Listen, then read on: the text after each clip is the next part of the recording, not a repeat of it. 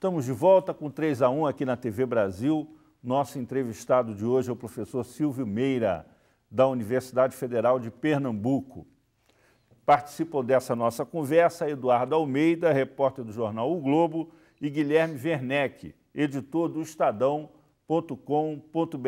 Nós vamos abrir este bloco com uma pergunta de telespectador. As melhores cabeças estão indo para fora? Por quê? Não, as melhores cabeças eu acho que não estão indo para fora. Eu acho que tem gente indo para fora e na área de tecnologia de informação e software tem uma quantidade que eu acho que é significativa, mas não é muito grande de pessoas indo para fora. E isso é muito bom, porque um número suficientemente grande das pessoas que foram para fora nos últimos anos está voltando também. Tem uma coisa que a gente fez no Brasil durante muito tempo e faz ainda hoje, o Brasil ficou isolado do ponto de vista de conhecimento e inteligência. Apesar de sermos um país de imigrantes, de repente o Brasil ficou xenófobo. Por alguma razão nós somos contra a presença de trabalhadores estrangeiros no espaço de trabalho brasileiro, mesmo quando a gente precisa dessas pessoas. É muito difícil você trazer gente de fora para dentro do Brasil. E essa é uma coisa que a gente certamente devia remediar, mas no setor de tecnologia o que a gente tem visto são brasileiros em uma certa quantidade indo trabalhar nos Estados Unidos, na Inglaterra, na Finlândia, por causa de mobilidade, até na Ásia, na China, principalmente, do ponto de vista recente, e uma parcela dessas pessoas voltando com novas experiências, com novas conexões, que é muito importante para o desenvolvimento de negócios, de produtos, de soluções e de serviços no Brasil. Agora, como é que surgiu essa ideia do Porto Digital? Como é que ele está se desenvolvendo? A ideia de criar o Porto Digital veio de duas vertentes. Primeiro, de você criar um atrator nato para empresas, para pessoas e para a geração de novos empregos. Você criar vamos dizer assim, um espaço comum de transações que a partir dali você pudesse visualizar o melhor lugar na América Latina para se fazer negócios em tecnologia de informação e comunicação, mais especificamente software. A segunda coisa era invadir de novo o centro do Recife, que há 10 anos, há 12 anos atrás, quando se começou a pensar o Porto Digital, já vinha num processo de decadência de centros urbanos, típica das grandes cidades, desde a década de 70, né? Com a criação de shopping centers em áreas mais remotas e assim por diante. Então, você combinou a ideia de vamos fazer alguma coisa onde você diminua os custos de transação, das empresas interagirem, empresas de informática trabalham muito em conjunto, porque ninguém detém o conjunto inteiro de expertises para resolver determinados tipos de problemas. E você, ao fazer isso, levar essas empresas para um centro histórico que precisava de uma renovação do ponto de vista de ocupação que não fosse poluente, que fosse baseado em pessoas, em indústrias limpas, criativas, no centro de uma cidade cuja urbanidade, cuja arquitetura, cuja história estava, naquela época, passando por uma necessidade muito grande de ser preservada e renovada, foi o que fez com que essa semente do Porto Digital acabasse se tornando o que é hoje, que é um lugar onde tem 145 empresas no centro da cidade do Recife, empregando 4.500 pessoas. Quando a gente começou a pensar no Porto Digital, em 1998, o Porto Digital começa efetivamente em 2000, o PIB de software de Pernambuco era cerca de 0,8% do PIB do estado. Hoje é perto de 4%. A meta é chegar em 10%. Ao contrário da economia normal, a economia de software no Brasil, tirando o ano de crise 2008/2009, ela vem crescendo na taxa de 30% por ano. Eu li numa entrevista que o senhor fala que toda vez que você vai fazer qualquer coisa em termos de inovação, de pesquisa, você parte da ideia de que vai dar errado. Isso. E isso aí está incluído nesse conceito. Explica essa metodologia para a gente. Tá, isso não é um pessimismo, isso é um tipo de otimismo, né? Se você partir do princípio que vai dar certo, você vai deixar para lá muitas coisas que você deveria estar cuidando para que desse certo. Se você partir do princípio que vai dar errado, você alarga o seu universo de preocupações e começa a cuidar de detalhes muitos que você deixaria de lado porque você está partindo do princípio que vai dar certo.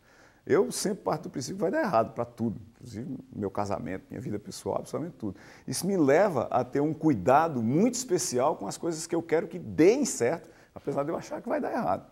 E é isso que a gente tem feito, por exemplo, no César. Você olhar para uma instituição privadas, sem fins lucrativos, totalmente independente de fundos públicos de qualquer tipo. Você dizer, bom, como é que a gente cria um negócio sustentável aqui? Isso é a mesma coisa para a universidade. Quantos departamentos universitários, quantos centros universitários, eles, aspas, se acabaram ou deixaram de ter a importância que tinham, porque é difícil se acabar, mas você simplesmente vira a página daquele centro, porque professores que estavam lá na construção original do centro se aposentaram ou desistiram de fazer aquilo e de repente a coisa morre. E você tem que pensar nessa continuidade, não pode ser simplesmente, ok, foi muito legal enquanto eu estava lá. Isso não pode ser feito assim. Você tem que tratar como uma coisa pública, que merece uma política pública e merece uma preocupação ampla de sustentação quando você não está mais lá. Essa é a preocupação da gente no Centro de Informática, no CESA, no Porto Digital e a minha particular em qualquer outra atividade que eu faço. E de onde vem o dinheiro que sustenta o CESA? Como é que ele se... O CESA faz projetos de inovação para grandes empresas. O CESA é um instituto de inovação com e em tecnologia de informação e comunicação. Então, a gente trabalha desde para grandes bancos e grandes cadeias de supermercado e grandes fabricantes do setor de informática, até para pequenas empresas que estão fazendo, por exemplo, irrigação. Então, o CESA hoje tem 42 clientes diferentes e executa mais de 100 contratos simultaneamente, que vão de você instrumentar aviões não tripulados a fazer automação de pivôs de irrigação, ao desenho de componentes eletrônicos que fazem captura de energia, a desenvolvimento de aplicações para celulares, a estratégia de inovação para bancos, ao desenho de interfaces novas para televisão e assim por diante. Isso é um mercado que é novo no Brasil. Isso é um mercado que é novo no Brasil. Quer dizer, antigamente esse tipo de coisa ou não era feito aqui, ou era feito essencialmente dentro da empresa que precisava disso, num processo de inovação que a gente chama de inovação fechada. Uma tendência recente desse mercado é o que passou a chamar de inovação aberta. A empresa, ou as empresas, têm seus núcleos de inovação interna, mas fazem internamente só uma pequena parte da sua inovação. É a ideia de que 98% de todo o capital humano que interessa para qualquer empresa está fora dela. E aí você gerencia processos de inovação que envolvem institutos de inovação como o CESA, como o CERT, como o Titan e muitos outros, e envolve as universidades, os laboratórios da universidade. Então você faz um casamento de...